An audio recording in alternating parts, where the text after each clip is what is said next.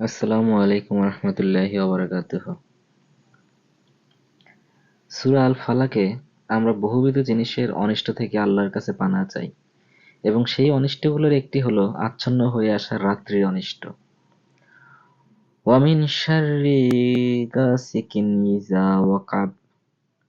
আর আমি আশ্রয় চাইছি রাতের অনিষ্ট থেকে যখন তা আচ্ছন্ন হয়ে আসে।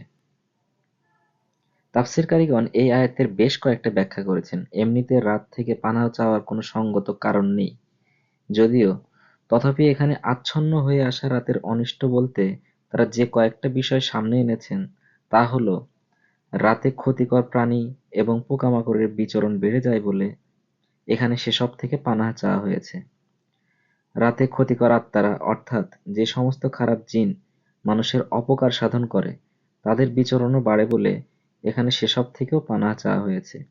এছাড়া যে সকল মানুষের মনে খারাপ অভিসন্ধি কাজ করে, যারা খুব অপরাধপ্রবণ, খুন-খারাপি, ডাকাতি রাহাজানির সাথে জড়িত, তারাও তাদের জন্য উপযুক্ত সময় হিসেবে রাতকে বেছে নেয় বলে এখানে রাতের সে সমস্ত খারাপি থেকে পানাহ চাওয়া হয়েছে। এ সকল ব্যাখ্যা তো আছেই, সেসবের সাথে কেউ কেউ আরও একটা ব্যাপার যোগ করেছেন, আর তা হলো রাত নামলে শয়তান তার ওয়াসওয়াসা নিয়ে মানুষের মনে জোরালোভাবে প্রবেশ করে এবং তাকে নিমজ্জিত করায় নানাবিধ পাপে। তাই অন্ধকার রাতে এ সমস্ত শয়তানের ওয়াসওয়াসা থেকে বাঁচতে আল্লাহর কাছে এখানে সাহায্য চাওয়া হয়েছে। রাতের অন্ধকার আচ্ছন্ন হয়ে এলে শয়তানের ওয়াসওয়াসা বেড়ে যায়।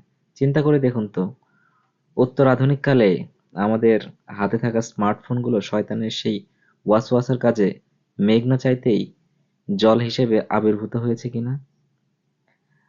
আজকালকার দিনে পর্নোগ্রাফিতে, অশ্লীল জিনিসে যারা জড়িয়ে আছে তাদের এ সকল কাজের পেছনে সবচেয়ে বড় ভূমিকাটা রাখে হাতে থাকা স্মার্টফোনটি। রাতে সাধারণত মানুষের তেমন কাজ থাকে না, কিন্তু যুগ এত বদলেছে যে কাজ না থাকাটাই এখন যেন সবচেয়ে বড় কাজ। গভীর রাত পর্যন্ত স্মার্টফোনে চোখ ডুবিয়ে রাখা, মাইলের পর মাইল সোশ্যাল মিডিয়া স্ক্রলিং, নানান ভিডিও দেখা, গেমস খেলা ইত্যাদি করতে যেন আমাদের কোনোই ক্লান্তি নেই। শয়তান তাকে বেহুদা কাজে সময় ব্যয় করতে সারাক্ষণ ফুসলায়। শয়তানের ফাঁদে পা দিয়ে আস্তে আস্তে এ ভিডিও থেকে ও ভিডিও, এ সাইট থেকে ওই সাইট, এই লিঙ্ক থেকে ওই লিঙ্ক করতে করতে সে যে কখন কোন চোরাবালিতে ডুবে যায় তার কোনো খেয়ালই থাকে না। সে একটা মজা পেয়ে যায় এবং বুঝতে পারে এ সকল কাজে ব্যয় করার জন্য রাতটাই জুৎসই সময়। সে অপেক্ষা করে থাকে কখন রাত নামবে, কখন সে একাকী হবে, কখন তার আশেপাশে আর কেউ থাকবে না এবং কখন সে আবার ডুব দেবে প্রতিদিনের চোরাবালিতে।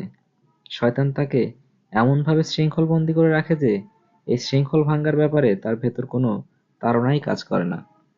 সূরা আল ফালাকে আল্লাহ সুবহানাহু ওয়া তাআলা সেই অন্ধকার রাতের অনিষ্ট থেকে পানাহ চাওয়া শিখিয়েছেন। যে অন্ধকার রাতে মানুষ ডুব দেয় আরো গভীর অন্ধকারে।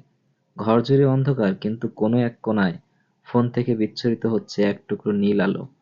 সেই নীল আলো মানুষকে টেনে নিয়ে যায় নীল-রঙা অন্ধকারের জগতে। উষার রব আমাদের কি সেই অন্ধকার এবং তার অনিষ্ট থেকে বেঁচে থাকবার তৌফিক দান করুন। আমিন। ধন্যবাদ সবাইকে।